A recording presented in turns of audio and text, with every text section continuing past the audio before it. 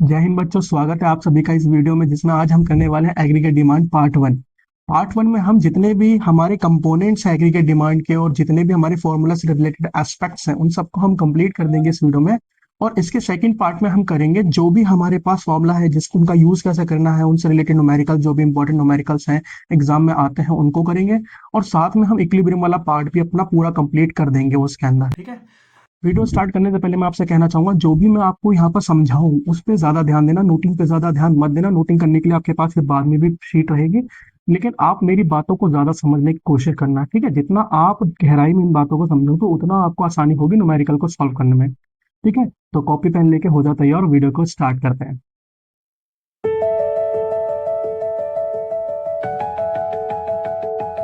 तो aggregate demand में सबसे पहले हम समझते हैं कि एग्रीगेट डिमांड ही क्या होता है एक्चुअली में। तो देखो, हमने ना नेशनल इनकम वाले चैप्टर में एक हमने करा था कि किस तरीके से कंजम्पशन करने के लिए लोग डिफरेंट डिफरेंट सेक्टर के कंजम्पशन करते हैं। एग्रीगेट डिमांड में देखो दो वर्ड आ रहे हैं, एक आता है एग्रीगेट और दूसरा आता है हमारे पास डिमांड। डिमांड का मतलब क्या होता है? कोई भी बंदा जो अपनी इनकम के अंदर चीजों को कंज्यूम करना चाहता हो, कर सकता हो, उसे डिमांड कहते हैं। अगर हम पूरे देश की कंजम्पशन को ले लें एक बार में कि वो बंदा कौन कौन सी डिमांड करना चाह रहा है, कौन कौन से सेक्टर में कौन सी डिमांड करना चाह रहा है, तो वो क्या हो जाएगा? Aggregate demand. यानी कि पूरे देश की डिमांड को जोड़ना है हमें। अब पूरे देश को हमने कंजम्पशन के बेसिस पर फर्स्ट चैप्टर में देखा था कि किस तरीके से पूरे देश को, कंट्री को कंजम्पशन के बेसिस पर 4 सेक्टर्स में डिवाइड करा जाता है। जिसके अंदर आता है हमारा हाउस होल्ड यानी कि सी, जी मतलब गवर्नमेंट, आई मतलब प्रोड्यूसर, और हमारे पास आता है एनएक्स मतलब क्या कहते हैं, फॉरेन सेक्टर, विदेशी सेक्टर। क्योंकि देश के अंदर जो भी प्रोडक्शन होता है वो सिर्फ देश के लोग तो नहीं यूज करते हैं, हमारे यहाँ से क्या होता है, एक्सपोर्ट भी होता है ना। तो उसको भी इसके अंदर कंसिडर कर दो।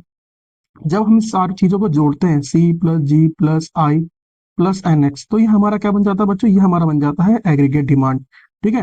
तो ये जो 4 सेक्टर होते हैं, इन चारों सेक्टर के जो भी कंजम्पशन होगी, जो भी कंजम्पशन एक्सपेंडिचर होगी, वही हमारी, उनका सम करोगे तो हमारी एग्रीगेट डिमांड बन के आएगी। अब आप कहोगे कि ये तो हमने पहले भी पढ़ रखा है, ये तो एक्सपेंडिचर मेथड के फॉर्मूले से रिलेटेड हो रहा है।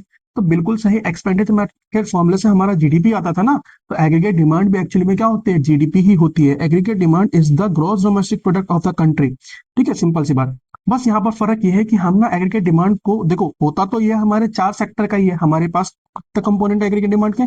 4 कंपोनेंट है। लेकिन हमको इसको खाली 2 ही कंपोनेंट की तरह पढ़ना है, सिर्फ 2 ही। ये हमारी अजम्पशन है, हमारी स्टडी को इजी करने के लिए हम मानते हैं कि बाकी सब है ही नहीं, इकोनॉमिकल हाइपोथेटिकल है। खाली 2 ही कंजम्पशन, 2 ही कंपोनेंट पढ़ेंगे। एक हमारा होगा कंजम्पशन और दूसरा कौन सा होगा हमारे पास? प्रोड्यूसर यानी कि इन्वेस्टमेंट, ठीक है। तो अगर हमको फॉर्मूले में यूज करना होगा तो बच्चों क्या यूज करेंगे? AD is equal to C plus I. लेकिन अगर कोई आपसे पूछेगा कि एडी के कंपोनेंट क्या क्या होते हैं, तो आप हमेशा 4 ही सेक्टर बताओगे हमारे पास कंजम्पशन यानी सी प्लस जी प्लस आई प्लस एन एक्स। क्लियर है? चलो, ये देखो आगे वही लिखा हुआ है सब कुछ, ठीक है। और यहाँ पर ये पूरा का पूरा कंपोनेंट लिखा है, लेकिन हमको फॉर्मूले में क्या यूज करना है? AD is equal to C plus I. क्या हमारे पास दो ही हमारे पास कंपोनेंट है, 2 ही सेक्टर है। अच्छा, एक चीज और बता देता हूँ, ये जो हमारा प्रोड्यूसर सेक्टर है इसके अंदर जो इन्वेस्टमेंट बच्चों, ये कौन सी इन्वेस्टमेंट है? ये हमारी ऑटोनोमस इन्वेस्टमेंट रहेगी, यानी कि फिक्स रहेगी। यानी कि इनकम के बढ़ने के साथ हमारी इन्वेस्टमेंट बढ़ेगी नहीं, मतलब इन्वेस्टमेंट बढ़ेगी तो इनकम भी नहीं बढ़ेगी। यानी कि इनकम हम इन्वेस्टमेंट हमेशा क्या लेगी? हर लेवल पर सेम रहेगी, फिक्स रहेगी। ये चीज याद रखना। ये हमने और सॉलिड मान लिया कि हमारी कंजम्पशन तो बढ़ेगी इनकम के साथ, लेकिन इन्वेस्टमेंट क्या रहेगी? सेम रहेगी। तो आप बस इतना ध्यान रखो कि हमारे AD is equal to C plus I होती है। बाकी हम आगे देखते हैं। सबसे पहले आता है हमारे पास एक्सजेंट डिमांड। एक्सजेंट डिमांड का मतलब क्या होता है? जो भी हम फ्यूचर में डिमांड करने की प्लान करते हैं, प्लान डिमांड को ही हम क्या बोलते हैं? एक्सजेंट डिमांड बोलते हैं, ठीक है। जो भी फ्यूचर में होगी, लेकिन जो हो चुकी है उसको क्या बोलते हैं? यानी कि एक्सपोज डिमांड। जो एक्चुअली में हो चुकी है, जो एक्चुअल डिमांड है, उसको हम क्या बोलते हैं? Expose demand. इसमें ज्यादा सोचने वाली बात नहीं है। जो फ्यूचर में होगी वो एक्सजेंट डिमांड, जो हो चुकी है उसे एक्सपोज डिमांड कहेंगे। Aggregate supply. एग्रीगेट सप्लाई क्या है बच्चों? जैसे एग्रीगेट डिमांड होती है पूरे देश की, जो भी कंजम्पशन है, जो कंजम्पशन करने की इच्छा रखता है बंदा, उसको क्या बोलते हैं? Aggregate demand. इस तरीके की सप्लाई, पूरे देश में जो भी गुड्स एंड सर्विसेज का सप्लाई होता है, उसे क्या बोलते हैं? एग्रीगेट सप्लाई बोलते हैं। Aggregate supply is the total supply of goods and services in the economy. Simple सी बात है। AD is equal sorry AD is equal to C plus I होता है, तो A S is equal to क्या होगा? अब मेरी बात ध्यान समझो। जब कोई बंदा गुड्स एंड सर्विसेज बेचता है, सेल करता है ना, उसका ट्रेड करता है, तो क्या कमाता है? इनकम कमाता है। तो इसी तरीके से जो एग्रीगेट सप्लाई होता है वो पूरे देश का निकला है, तो यानी कि जो एग्रीगेट सप्लाई होता है वो पूरे देश की इनकम को भी डिनोट करता है, वाई। यानी कि वाई मतलब नेशनल इनकम। ये हमारी पूरे देश की इनकम होती है। कई बार क्वेश्चन में हमको ना national income national income national income करके डिनोट करेगा, तो याद रखना वो क्या होगा? हमारी वाई होगी, और वही हमारा क्या होता है? एएस होता है। अब जो इनकम होती है बच्चों, वो इनकम ना 2 चीजों में हम खर्च करते हैं। देखो, कुछ पार्ट हम कंज्यूम कर लेते हैं, कंज्यूम कर लेंगे यानी कि कंजम्पशन। लेकिन जो बच जाती है उसमें क्या कर लेते हैं? सेव कर लेते हैं, यानी कि सेविंग्स। तो हमारी जो क्या कहते हैं, हाँ, इनकम होती है, उस इनकम के दो पार्ट हम बांटते हैं, ठीक है। एक होती है हमारी कंजम्पशन जो हमने कंज्यूम कर ली, और दूसरा कौन सी होगी, वो हमारी सेविंग होगी जो हमने सेव कर ली, ठीक है। जो कंजम्पशन पे यूज नहीं होती वो हमारी सेव हो जाती है। अब देखो कंजम्पशन क्या होता है, कंजम्पशन मतलब क्या होता है, इसका मतलब समझो। देखो कंजम्पशन वो पार्ट होता है, कंजम्पशन वो होता है जो हम क्या करते हैं, अपनी नीड्स को सेटिस्फाई करने के लिए यूज करते हैं। सिर्फ खाना कंजम्पशन नहीं होता, हम कपड़े पहन रहे हैं ये कंजम्पशन है, हम घूमने जा रहे हैं ये कंजम्पशन है, हम कोई सर्विस ले रहे हैं ये कंजम्पशन है। तो जिस चीज के लिए बदले हमने इमीडिएट अपनी नीड को सेटिस्फाई करने के लिए हमने पैसे दिए, वो हमारी क्या कहलाएगी, कंजम्पशन कहलाएगी। सिंपल सी बात है, कोई भी चीज की हम अपनी नीड्स को सेटिस्फाई करना क्या कहलाता है, कंजम्पशन कहलाता है। सिंपल, इतना इजी वे में समझने की कोशिश करो, ठीक है। कंजम्पशन क्या होता है, जो भी हम अपनी नीड्स को सेटिस्फाई करने के लिए यूज करते हैं उसको कंजम्पशन करते हैं, ठीक है। अब भूख लग रही है, अपनी नीड्स है, भूख को मिटाना, वो हमारा क्या कहलाए, कंजम्पशन।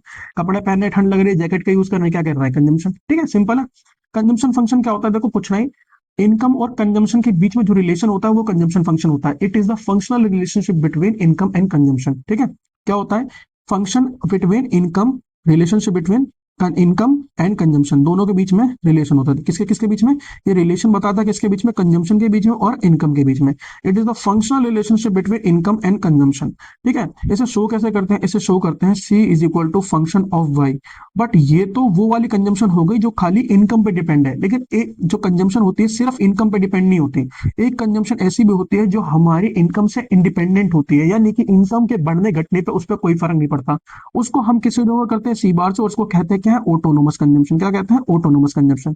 ऑटोनोमस कंजम्पशन बच्चों क्या होती है, ऑटोनोमस कंजम्पशन वो कंजम्पशन होती है जो जीरो इनकम होने पर भी कुछ ना कुछ जरूर होगी। अब देखो जैसे आप लोग स्टूडेंट हो, आप पैसे थोड़ा ना कमाते हो, तो आप कंजम्पशन तो करते हो ना, चीजों का यूज करते हो। आपके बिहाफ पे कोई और करता है।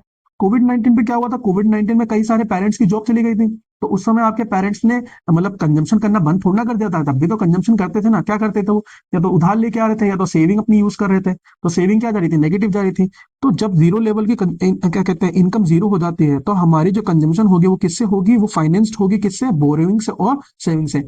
फाइनेंस मतलब जो पैसा आएगा वो कहां से आएगा, बोरोइंग से होगा, और सेविंग को हम यूज करेंगे, तो ये सब क्या चलेगा, नेगेटिव में।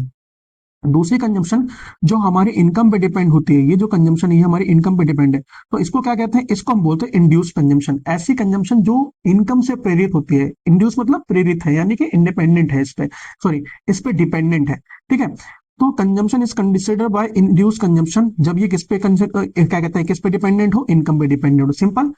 कहा तो इसका जो कंप्लीट फॉर्मूला बनेगा वो क्या बनेगा बच्चों, C is equal to C bar plus में एमपीसी इंटू में वाई। ये जो मैंने यहाँ पर फंक्शन लिखा है ना, फंक्शन है ना, ये यही इसको यही डिनोट कर रहा है एमपीसी। अभी एमपीसी क्या होता है इसको आगे पढ़ेंगे, इसकी जो फुल फॉर्म होती है वो होती है मार्जिनल प्रोपेंसिटी टू कंज्यूम। और यही बताता है कि हमारी जो कंजम्पशन है वो इनकम पे कितनी डिपेंडेंट है, ठीक है। ये डिपेंडेंसी रेशो बताता है, ठीक है।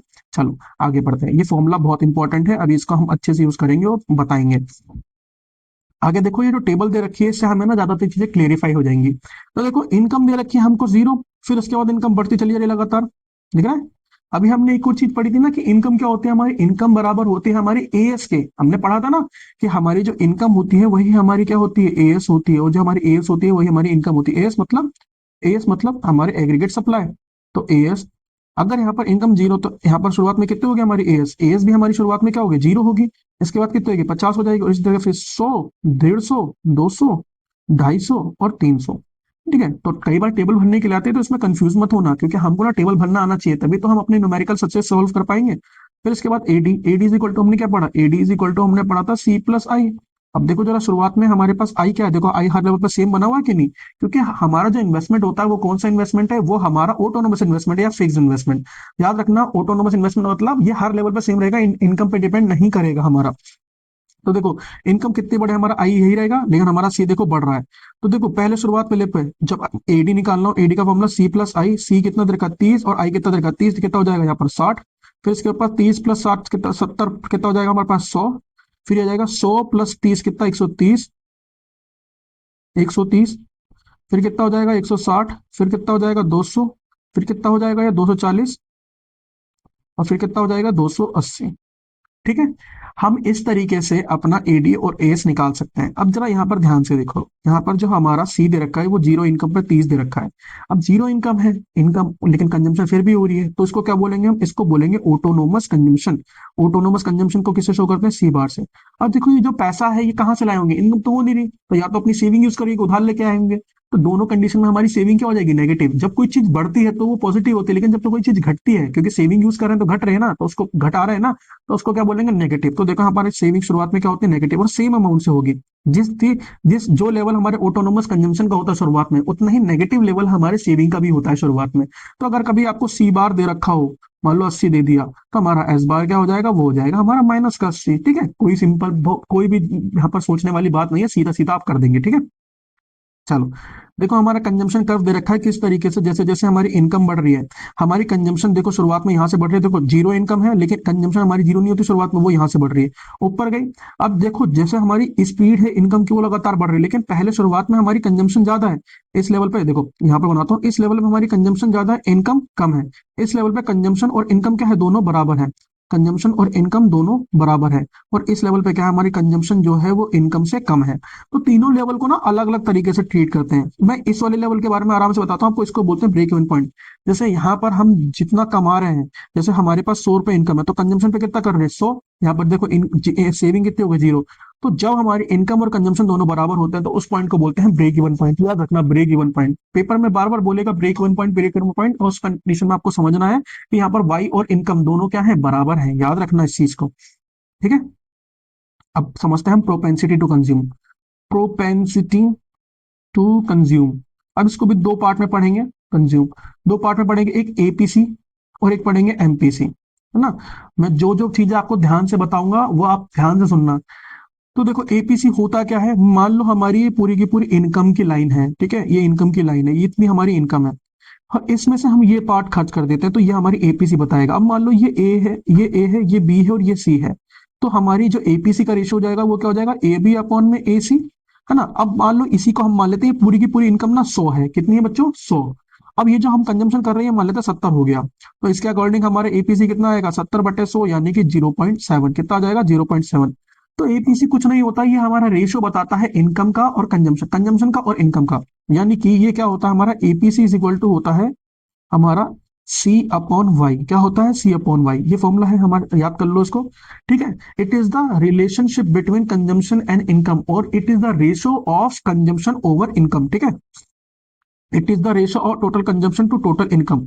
It tells us what proportion of income is spend on consumption, spend कितनी कर दी कंजम्पशन की। अब देखो अगर 70 खर्च कर दिया तो बचे हुए क्या करेंगे, 100 रुपए थे ना इनकम, तो 30 रुपए क्या कर लेंगे, सेव कर लेंगे। तो हमारा जो 30 बता रहा है ना, ये सेविंग बता रहा है। अभी आगे हम एपीएस करेंगे ना, तो उसके अंदर हमें यही समझना है। ठीक है, एपी समझ में आया। अब मेरी बात, एक बात ध्यान सुनो, ये देखो कंजम्पशन और इनकम का बता रहा है, इसको हम कर्व का शो करना होता है, कर्व से दिखाना होता है कई बार।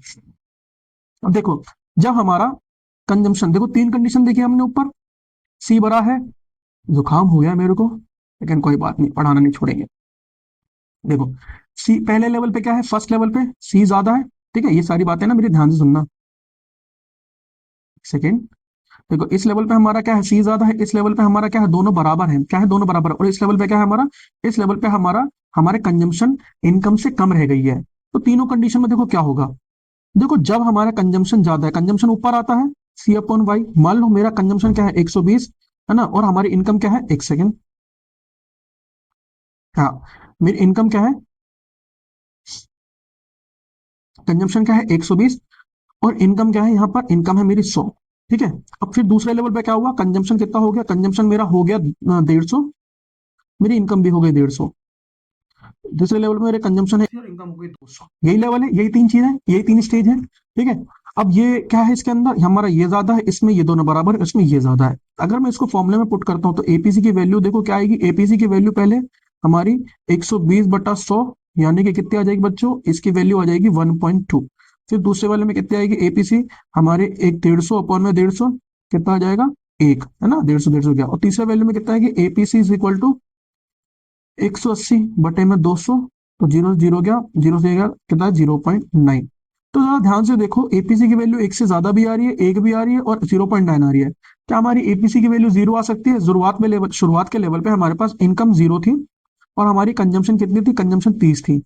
तो अगर मैं 30 अपॉन में जीरो करूंगा, तो ये तो इनफाइनाइट आएगा। कितना आएगा, इनफाइनाइट, क्योंकि नीचे जीरो है ना, तो नॉट डिफाइन हो जाएगा। तो हमारे पास ना तीन पॉइंट आते हैं इस चीज से मतलब तीन पॉइंट हम कंसिडर कर सकते हैं। क्या, APC can be can be greater than 1, एक से ज्यादा हो सकती है, APC can be equal equal to zero, और जब इक्वल टू जीरो हो गया हमारी एपीसी, तो हमारे इनकम और कंजम्पशन क्या होंगे, दोनों बराबर हो गए, यानी कि ब्रेक इवन पॉइंट क्या होगा ये हमारा, ब्रेक इवन पॉइंट, याद रखना बीईपी यानी कि ब्रेक इवन पॉइंट, है ना, पहला पॉइंट और दूसरा पॉइंट। और तीसरा क्या है, APC, APC can never be zero, zero नहीं हो सकता।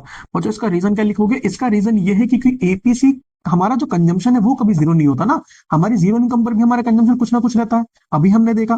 ठीक है, चलो, इतना आपको समझ में आ गया, मैं इसको छोटा करता हूं ताकि हमको आगे समझने के लिए जगह मिल जाए। छोटा हो जाए, ठीक है। अब समझो एमपीसी के बारे में, एपीसी आपको पूरा समझ में आया, अब एमपीसी के बारे में समझेंगे। एमपीसी क्या होता है, देखो जैसे आपकी 100 रुपए इनकम है, आप 80 रुपए खर्च करते हो, कितने खर्च करते हो, 80 रुपए, लेकिन आपकी इनकम 150 हो गई, तो आप अब कितने रुपए खर्च कर रहे हो, अब आप अपने 110 रुपए खर्च कर रहे हो, कितना खर्च करो, 110 रुपए। देखो देखो आपकी कंजम्पशन कितने से बढ़ गई, 40 से, आपकी इनकम कितने बढ़ गई, 50 से, यानी कि आपने अपनी बढ़ी हुई इनकम का कितना भाग खर्च कर लिया, कितना पार्ट खर्च कर दिया। देखो एपीसी एमपीसी में फर्क पता चला, एमपीसी टोटल इनकम के बारे में बात करता है, टोटल इनकम, जो भी हमने देखा था एक लाइन देखी थी, टोटल इनकम के बारे में बात करता है। लेकिन एमपीसी किसके बारे में बात करेगा, ये जो 50 रुपए बढ़े हैं सिर्फ इसके बारे में बात करेगा, आपने इस 50 रुपए का कितना पार्ट खर्च कर लिया। सर 50 रुपए इनकम बढ़े, delta, delta Y, income consumption कितनी बढ़ गई, डेल्टा सी। तो एमपीसी का फॉर्मूला क्या होगा, MPC equal to delta C upon में delta Y, delta C upon में डेल्टा वाई। डेल्टा सी कितना हो गया 40, डेल्टा वाई कितना हो गया 50, जीरो से जीरो हो गया, 0.8, कितना हो गया 0.8। आया समझ में आपको। तो देखो हमारा ये जो 0.8 आया है, इससे हमें क्या पता चलता है, इससे हमें ना दो चीज पता चलती है। देखो अभी आपको नहीं समझ में आ रहा होगा, मान लो, मान लो कंजम्पशन ना, मतलब इस बंदे ने, इस बंदे की जो इनकम थी वो 100 से कितनी हो गई, 150 हो गई, कितनी हो गई 100 से 150।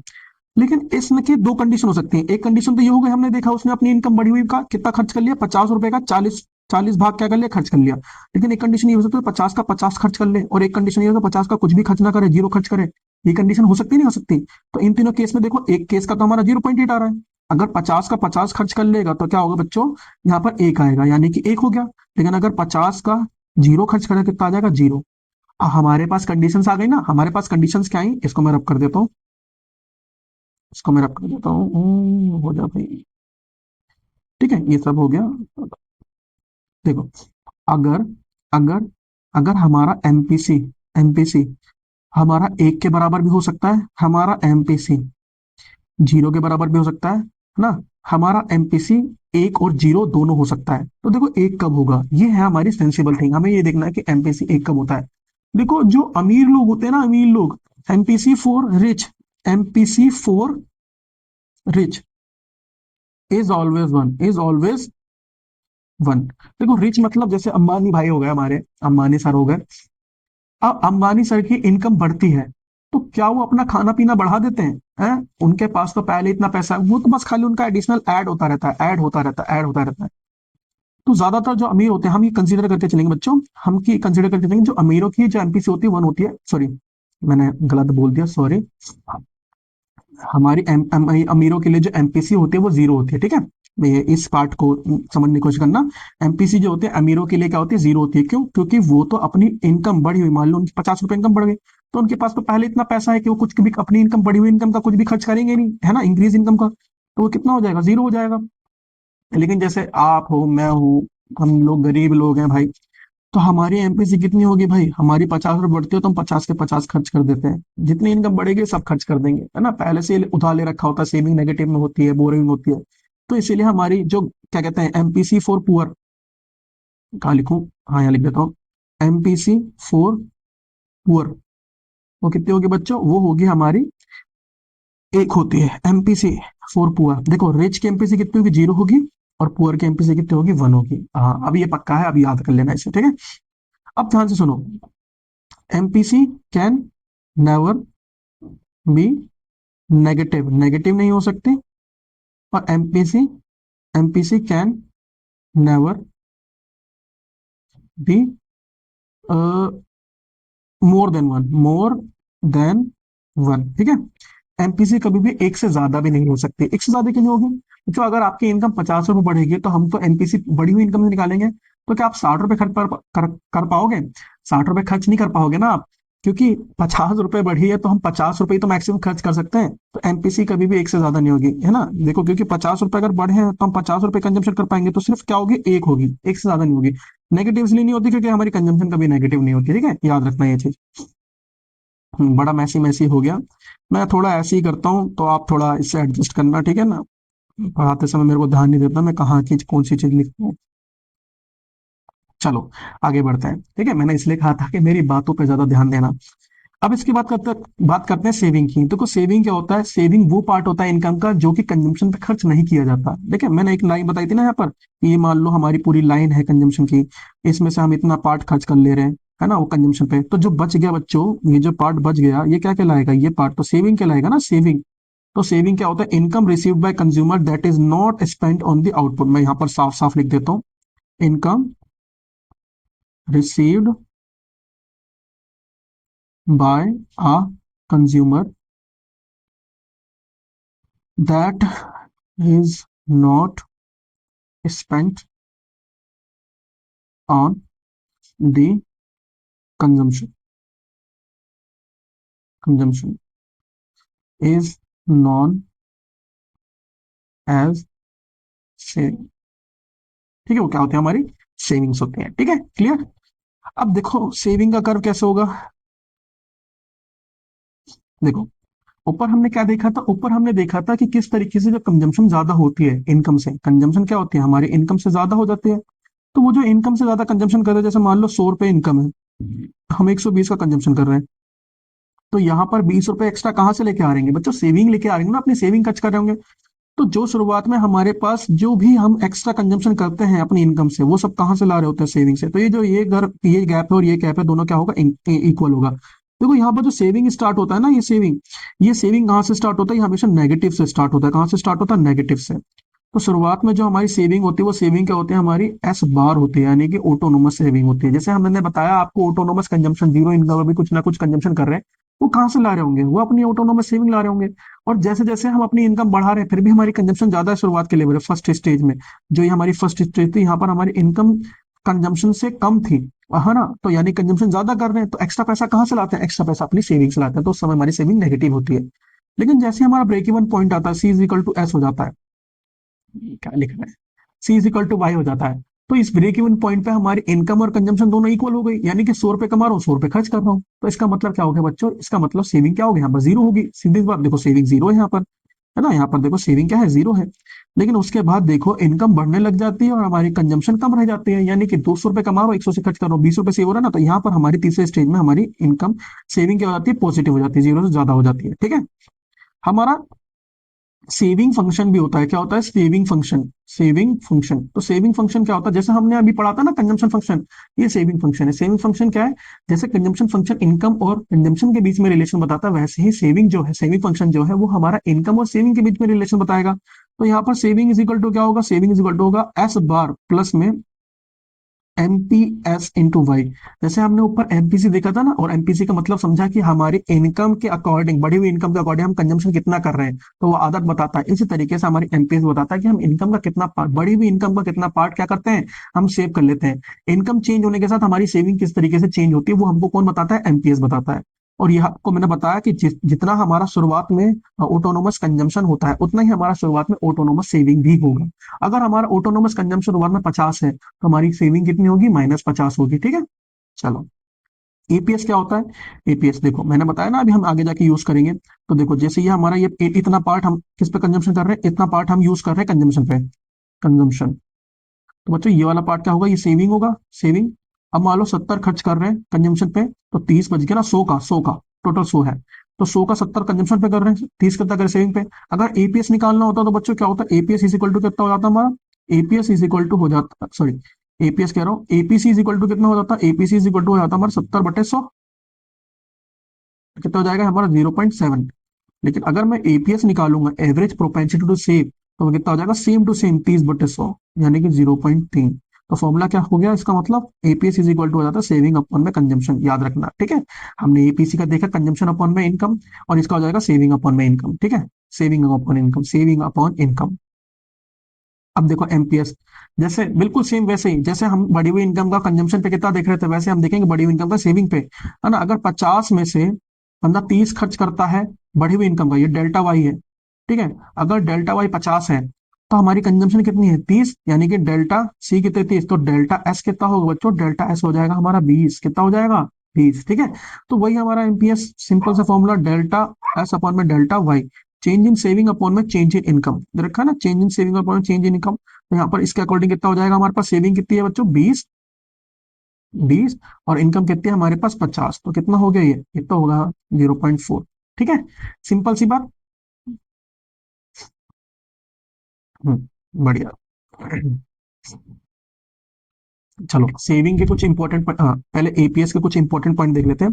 देखो एपीएस के इंपॉर्टेंट पॉइंट क्या है, जैसे हमने अभी देखा था कि हमारे पास जो क्या कहते हैं एपीसी होता है, एपीसी हमारा एक से ज्यादा भी था, एक से ज्यादा था ना, जहां हमारी कंजम्पशन जो है वो इनकम से ज्यादा हो जाती है, जैसे मान लो 120 अपॉन में 100, तो कितना आ रहा था 1.2 आ रहा था, एक से ज्यादा था। तो इसी तरीके से जो हमारा एपीएस है ये हमारा नेगेटिव हो सकता है, APS can be negative, APS APS can be negative, negative हो सकता है हमारा। एपीएस जो है, एपीएस क्या एपीएस जीरो हो सकता है, अगर हमारा एपीसी एक हो सकता है तो हमारा एपीएस क्या होगा, जीरो हो सकता है, APS can be zero, can be zero, ठीक है। ये एपीएस नेगेटिव भी हो सकता है, एपीएस हो सकता है, एपीएस का भी हमारा एक हो सकता है, एक, APS can never be, can never be one, one क्यों नहीं हो सकता बच्चों, सारी इनकम हम सेव थोड़ा ना कर लेंगे, हम इनकम को कंजम्पशन पे खर्च करते ही करते, कंजम्पशन हमारी कभी भी जीरो नहीं होती, इसलिए हमारी एपीएस कभी एक नहीं हो सकती, ठीक है, याद रखना। चलो, एग्जेंट इन्वेस्टमेंट और एक्सपोज्ड इन्वेस्टमेंट। एग्जेंट इन्वेस्टमेंट क्या है, जैसे हमारे एग्जेंट डिमांड थी, यानी कि हम फ्यूचर में जो प्लान कर रहे होते हैं डिमांड, उसको बोलते हैं। इसी तरीके एग्जेंट इन्वेस्टमेंट क्या है, जो फ्यूचर प्लान होती है, और ये कौन सी होती है, एक्चुअल इन्वेस्टमेंट होती है, ठीक है। इस टेबल को देख लेना, इस टेबल को देख लेना, ठीक है। ये इसका एक कर्व भी बना देता हूँ, जैसे एक्सपोज्ड है, हम फ्यूचर में अच्छा नहीं, इसका नहीं है वो। हाँ, हमारा जो इंपॉर्टेंट टॉपिक है वो मैं बता देता हूँ आपको, वो है अब हमारा relationship between, relationship between APC and APS, ठीक है, एपीसी एंड एपीएस। आपको मैंने एक चीज बताया, हमारा जो y इक्वल टू होता है वो क्या होता है बच्चों, सी प्लस एस होता है, ठीक है। y इक्वल टू क्या होता है हमारा, सी प्लस एस होता है। अगर मैं इस y को बोथ साइड इस इक्वेशन को both side divide by y कर दूं, क्या कर दूं, दोनों साइड y से डिवाइड कर दूं, तो देखो हम क्या मिलेगा, y upon Y is equal to C plus S upon में y। देखो दोनों साइड बराबर है, कुछ अपनी तरफ से ऐड एंड इफेक्ट नहीं करा, ठीक है। अगर मैं यहाँ पर y से y कट करूंगा तो यहाँ पर मुझे कितना मिलेगा बच्चों, जब हो जा 1, देखो सी अपॉन वाई हो जाएगा प्लस एस अपॉन वाई, इन दोनों को अलग अलग करके लिख लिया, यहाँ पर जो एलसीएम लिया था उसको सेपरेट कर लिया। तो देखो सी अपॉन वाई क्या होता है बच्चों, सी अपॉन वाई होता है एपीसी, और एस अपॉन वाई क्या होता है, एपीएस होता है, ठीक है। यहाँ देखो ध्यान से, क्या अब आपको रिलेशन से समझ में आ रहा है। अभी मैंने आपको एपीएस और एपीसी का इंपॉर्टेंट पॉइंट बताया ना, मैंने क्या बताया, एपीएस क्या हो सकता है, एपीएस हमारा नेगेटिव हो सकता है, और एपीसी हमारा एक से ज्यादा हो सकता है, एक से ज्यादा हो सकता है, ठीक है। अब जरा देखो, मान लो किसी पॉइंट पे एपीसी जो है, एपीसी जो है वो 1.2 है, कितना है 1.2। तो जरा देखो, अगर इन दोनों के बीच में रिलेशन क्या है, एक दोनों दोनों मिला के क्या होना चाहिए, एक के बराबर होना चाहिए, तो APC plus APS is equal to 1 है, ठीक है। अब अगर इसकी वैल्यू रखूं 1.2 प्लस एपीएस, कितना हो जाएगा, एपीएस तो निकालना है और 1 है, APS is equal to 1 minus 1.2, और एपीएस इज इक्वल टू क्या होगा बच्चों, 1.2 में से 1.2 में से एक, मतलब एक में से 1.2 जाएगा तो कितना हो जाएगा 0.2। अब देखो बड़ा कौन सा, ये बड़ा है, तो इसके आगे कौन सा निशान है, माइनस का, तो माइनस का आ जाएगा, ठीक है। ये हमारा आ गया। तो इन दोनों में क्या रिलेशन होता है, दोनों को मिला के ना एपीसी और एपीएस क्या होता है हमारा, एक के बराबर होता है। अब एक चीज ये ध्यान रखना कि ये दोनों एक के बराबर होते हैं, अगर मुझे कोई एक दिया हो तो मैं दूसरा फाइंड आउट कर सकता हूं, जैसे मैंने अभी आपके सामने करा, ठीक है ना। सेम रिलेशन किसके बीच में होता है बच्चों, अगर हमारा सॉरी, अगर हमारा y is equal to C plus S होता है, तो क्या बच्चों delta y is equal to delta C plus delta S नहीं हो सकता। आप कहोगे सर बिल्कुल हो सकता है, कोई दिक्कत नहीं। अगर हमारा y इज इक्वल टू, तो इनको भी क्या करो, both side divide, both side by delta Y. तो देखो delta Y upon delta Y is equal to delta C upon में डेल्टा वाई प्लस में डेल्टा एस अपॉन में डेल्टा वाई। इससे ये गया कितना बचा एक, delta C upon delta Y MPC का formula, MPC plus delta S upon delta Y MPS, same to same. इसी तरीके से अगर मुझे ये देगा तो मैं ये निकाल सकता हूँ इस फॉर्मूले का यूज करके, और अगर मुझे ये देगा तो मैं ये निकाल सकता हूँ इसका फॉर्मूले का यूज करके। ठीक है, आप इसको नोट कर लेना। ठीक है, चलो आगे बढ़ते हैं।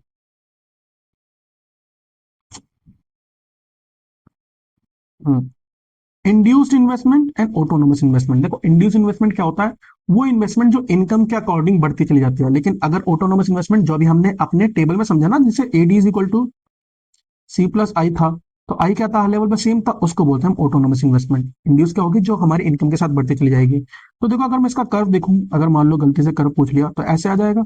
ये हमारा पैरेलल टू एक्स एक्सिस, यहाँ पर क्या है हमारा इन्वेस्टमेंट बढ़ रही है, इनकम चाहे जितनी मर्जी बढ़ा लो, इनकम कितनी मर्जी बढ़ा लो, इन्वेस्टमेंट हर लेवल पर क्या है सेम बनी हुई है। लेकिन इसका कैसे है, जैसे जैसे इनकम बढ़ेगी हमारी इन्वेस्टमेंट भी बढ़ती चली जाएगी। ठीक है, सिंपल। ये ज्यादा इसमें दिमाग मारी करने की जरूरत नहीं है। अब देखो मल्टीप्लायर, देखो इन्वेस्टमेंट मल्टीप्लायर, देखो इन्वेस्टमेंट मल्टीप्लायर क्या होता है। इन्वेस्टमेंट मल्टीप्लायर ये हमें बताता है कि हम जो इन्वेस्टमेंट करते हैं, देखो अभी तक जो भी चीज थी, चाहे हमारी कंजम्पशन हो चाहे हमारी सेविंग हो, वो बच्चों किस पे डिपेंड थी, हमारी कंजम्पशन और सेविंग दोनों डिपेंड होती है हमारी इनकम पे। बट बच्चों जो हमारी इनकम है वो किस पे डिपेंड है, हमारे इन्वेस्टमेंट पे डिपेंड है, हमने जितना इन्वेस्टमेंट करा। तो देखो जो अभी देखो यहाँ पर जो भी चीज इंडिपेंडेंट होती है वो नीचे आती है, जो भी चीज डिपेंडेंट होती है ऊपर आती है। अब यहाँ पर इंडिपेंडेंट कौन होगा, यहाँ पर जो इंडिपेंडेंट होगा वो होगी इन्वेस्टमेंट। और इंडिपेंडेंट कौन हो जाएगा, ये हमारा इंडिपेंडेंट हो गया, और हमारा डिपेंडेंट कौन हो जाएगा, वो हो जाएगा हमारी इनकम। ठीक है, इसको क्वेश्चन शो करते हैं आई से, इसको क्वेश्चन शो करते हैं वाई से। तो हमारी वाई यानी कि इनकम, वो हमारी किस पे डिपेंड होती है, इन्वेस्टमेंट है। और हमारा जो इन्वेस्टमेंट मल्टीप्लायर यही बताता है कि हम कितना इन्वेस्ट करें तो हमारी इनकम इतने गुना मिल जाए। तो मल्टीप्लायर मतलब ये बताएगा कि इतना इन्वेस्ट करके हमारी इनकम इतने टाइम्स हमको मिलेगी, इतने गुना हमको मिलेगी, है ना। मैं एग्जाम्पल्स बताता हूँ, मान लो देखो K is equal to simple सा फॉर्मूला है, फॉर्मूला क्या है, delta Y upon delta I, change in investment upon में, sorry change in income upon में चेंज इन इन्वेस्टमेंट। देखो हर चीज में इनकम कहाँ आ रही थी, नीचे आ रही थी। अब इनकम का ही बताएगा कि भाई जो इन्वेस्टमेंट है इसको कितना करें जो हमारी इनकम इतनी आ जाए। ठीक है, यानी कि अब डिपेंडेंट कौन हो गया, डिपेंडेंट हो गया हमारा इनकम। तो इनकम किस पे डिपेंड होता है, इनकम डिपेंड होता है हमारा इन्वेस्टमेंट पे, इन्वेस्टमेंट पे। तो चेंज इन इनकम अपॉन में चेंज इन इन्वेस्टमेंट। अब मेरी बात एक ध्यान से सुनो, इसको करने से पहले ना मैं आपको एक चीज बताता हूँ इक्विलिब्रियम का। देखो अब हमने क्या पढ़ा, हमने पढ़ा कि एडी इज इक्वल टू क्या होता है बच्चों, सी प्लस आई होता है। एस इज इक्वल टू क्या होता है हमारा, सी प्लस एस होता है। क्या होता है, सी प्लस एस होता है। ये चीज आपने पढ़ी, बिल्कुल ठीक। अब मुझे एक चीज बताओ, इक्विलिब्रियम होगा मार्केट में, इक्विलिब्रियम तो 11th क्लास में हमने पढ़ा है ना। इक्विलिब्रियम कब होता है, जहां पर हमारा डिमांड और सप्लाई क्या होता है, बराबर हो जाता है। अगर हमारा मार्केट इक्विलिब्रियम करना हो तो यह करना होता है। लेकिन जहां पर हमारा एग्रीगेट डिमांड बराबर हो जाता है एग्रीगेट सप्लाई के, वहां पर क्या इक्विलिब्रियम हो जाएगा, वहां पर हमारा क्या कहते हैं, इकोनॉमी इक्विलिब्रियम हो जाएगी, इकोनॉमी इक्विलिब्रियम हो जाएगी। तो आपको कभी भी क्वेश्चन में ये कहे ना कि आपकी जो इकोनॉमी है वो इक्विलिब्रियम में, तो आपको यही मान के चलना है एडी बराबर एएस के है। अगर एडी बराबर एएस के, तो एडी का वैल्यू क्या होती है, सी प्लस आई, एएस की वैल्यू क्या होती है, सी प्लस एस। अगर मैं इस सी से इसको काटूंगा, देखो ना सी यहाँ पर प्लस का है, ये वाला सी यहाँ पर क्या है, प्लस का है। ये सी अगर इधर आएगा तो क्या हो जाएगा, माइनस का, प्लस से माइनस कट जाएगा, मैंने यही काट दिया। तो आई देखो क्या हो जाता है, आई इज इक्वल टू क्या बचता है, एएस एस के। यानी कि इन्वेस्टमेंट बराबर किसके हो जाता है, सेविंग के। हमारे इक्विलिब्रियम लेवल पे इन्वेस्टमेंट किसके बराबर होता है बच्चों, सेविंग के। तो हमारा डेल्टा आई बराबर क्या हो जाएगा, वो हमारे डेल्टा एस के होगा। क्या आपको ये बात समझ में आई, क्या आपको ये बात समझ में आई। देखो अब मैं इस चीज को समझाता हूँ कि सर सेविंग इन्वेस्टमेंट के बराबर कैसे हो सकता है। देखो इकोनॉमिक्स के अंदर ना हम सेविंग उसको मानते हैं, मतलब सेविंग उसको मानते हैं जो आप बैंक में जमा करते हो। इसको मानते हैं जो आप बैंक में जमा करते हो। आपने पैसे लिए, आपने बैंक में जमा कर लिए, तो बच्चों बैंक वाले इतने अच्छे थोड़ा ना है कि आपका पैसा अपने पास संभाल के रखते हैं। बैंक वाले क्या करते हैं, बैंक वाले उसको इन्वेस्टमेंट करते हैं, इन्वेस्टमेंट वाले को देते हैं। कोई लोन लेना आता तो उसको पैसे देते हैं ना, अपने पास थोड़ी ना रखते हैं, वरना पैसे कैसे कमाएंगे वो। तो जो भी सेविंग आप अपने बैंक में करोगे वो किस में कन्वर्ट हो जाती है, इन्वेस्टमेंट में, क्योंकि नेशनल डेवलपमेंट में वो सेविंग क्या करती है, यूज होती है इन्वेस्टमेंट के फॉर्म में। तो इसीलिए सेविंग बराबर इक्विलिब्रियम में क्या होता है, इन्वेस्टमेंट के होता है। याद रखना सेविंग बराबर किसके होता है, इन्वेस्टमेंट के। जो भी पैसा आपने सेव कर रखा है वो किसी ना किसी के इन्वेस्टमेंट के यूज हो रहा है। अगर आप सेव नहीं करोगे तो देश का डेवलपमेंट नहीं होगा, इसीलिए बैंक में पैसा रखना जरूरी होता है। क्लियर है ये चीज। क्लियर है? आप आपका पैसा कोई ना कोई अपने लोन के रूम में यूज कर रहा होता है, ठीक है? इसका मतलब ये नहीं आपका पैसा चला गया, डूब गया, कुछ नहीं, ऐसा कुछ नहीं होता। बैंक की जिम्मेदारी लेती है उस चीज की, ठीक है? अब हमारे इक्विलिब्रियम लेवल पे हमारा जो सेविंग होता है वो इन्वेस्टमेंट के बराबर होता है। आपको ये चीज समझ में आई? अब जरा देखो इस चीज को देखो, इसको मैं उठा के ना, एक मिनट, इसको मैं उठा के कॉपी करता हूँ और यहाँ पर इसको पेस्ट कर लेता हूँ, ठीक है? अब देखो, ये जो हमारा हाँ मल्टीप्लायर है, के क्या होता है? हमारा मल्टीप्लायर होता है। कौन सा? Investment multiplier. इसका फॉर्मूला क्या है? डेल्टा वाई अपॉन में डेल्टा है, ठीक है? अब मुझे एक चीज बताओ, delta K is equal to delta Y, मैंने क्या बताया? इक्विलिब्रियम में, इक्विलिब्रियम लेवल पे हमारा डेल्टा आई बराबर किसके हो जाएगा? डेल्टा एस के हो जाएगा। ये हमने पढ़ा अभी, ये हमने पढ़ा अभी। तो डेल्टा वाई अपॉन में डेल्टा एस लिख सकता हूं मैं इसको। अगर मैं इसकी क्रॉस मल्टीप्लाई करूं तो देखो, ये डेल्टा एस यहाँ चला जाएगा, ये डेल्टा वाई यहाँ आ जाएगा, और यहाँ क्या चला जाएगा? ये हमारा नीचे आ जाएगा, यानी कि वन अपॉन के। अगर मैं इसके नीचे वन मानूं तो वन ऊपर चला जाएगा, के नीचे आ जाएगा, ठीक है? तो इसका मतलब देखो, अब ये किसका फॉर्मूला है? Delta S upon delta Y. आओ ऊपर आओ, तो मैं दिखाता हूँ किसका फॉर्मूला है ये। कहाँ गया? ये रहा, delta S upon delta Y, MPS का फॉर्मूला। किसका फॉर्मूला? एमपीएस का, ठीक है? किसका फॉर्मूला? एमपीएस का, ठीक है? तो यानी कि मैं इसको क्या लिखूंगा यहाँ पर? MPS is equal to one upon K, ठीक है? अब देखो, के इधर चला जाएगा आगे, एमपीएस नीचे आ जाएगा, वन अपॉन एमपीएस। अब देखो हमारा एक फॉर्मूला बन गया, वन अपॉन एमपीएस, ठीक है? अच्छा, अभी हमने एक फॉर्मूला पढ़ा था, MPS plus MPC is equal to क्या होता है? वन के। अब ये रिलेशनशिप पढ़ा ना हमने।